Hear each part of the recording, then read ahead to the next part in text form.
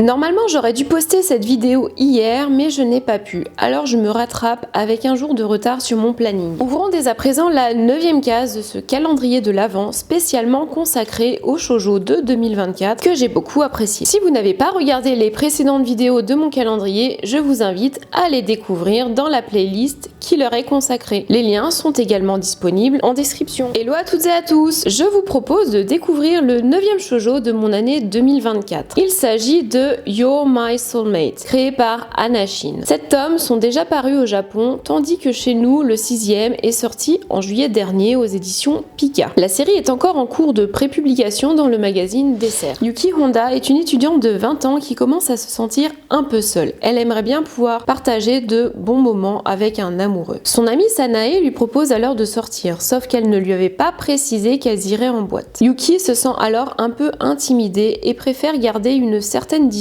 avec les garçons qui tentent une approche. C'est là qu'elle croise un jeune homme aux cheveux décolorés, Iori. Un peu éméché, celui-ci n'est pas vraiment de bonne compagnie. Mais il se rend compte par la suite de son comportement et souhaite lui présenter ses excuses. Lorsqu'elle le contacte par message pour lui signifier que ce n'est rien, il l'appelle. S'ensuit un long échange jusqu'au petit matin au cours duquel la jeune femme clame son envie de trouver l'âme sœur. Peut-être que celle-ci se trouve plus près qu'elle ne l'imagine. Je trouve le trait d'Hana Shin absolument sublime. Je sais que c'est un critère assez frivole, mais à mes yeux, c'est important parce que le manga reste un art graphique. Mes yeux sont littéralement éblouis par tant de beauté. Un peu comme dans Ton visage au clair de lune, ma concentration est souvent mise à rude épreuve quand je parcours les pages. Un manga que je trouve beau, c'est bien, mais un beau manga avec une histoire que j'apprécie, c'est encore mieux. Je ne dis pas que la série révolutionne le genre de la romance, mais je trouve ma lecture très agréable. Je suis également avec plaisir les péripéties de notre héroïne en quête de l'âme sœur, rien que ça. Un truc qui me fait rire gentiment, c'est qu'elle n'a pas de critères, ou plutôt, elle n'y a pas vraiment réfléchi. Le mec doit être gentil, et s'il est canon, c'est un plus qui n'est pas forcément nécessaire. Ma fille, il faut être un petit peu plus exigeante là. Être gentil, c'est le minimum syndical. Avec Iori, tous les deux forment un duo attachant qui évolue assez naturellement à mes yeux. Je veux dire par là que tous les deux sont majeurs, ça me paraît évident qu'ils ne vont pas enfiler des perles pendant 400 ans. Ils passent du temps ensemble et apprennent à mieux se connaître. D'autres personnages viennent ajouter leur grain de sel pour mon plus grand divertissement. En bref, You're My Soulmate est une lecture qui me satisfait pleinement et dont j'ai hâte de découvrir les tomes à chaque fois. Et voilà, c'est tout pour cette 9e case. Vous aussi, vous avez les yeux qui pétillent en lisant You're My Soulmate. Quant à moi, je vous retrouve dans une nouvelle vidéo pour vous dévoiler un autre shoujo qui a marqué mon année 2024. Ciao ciao!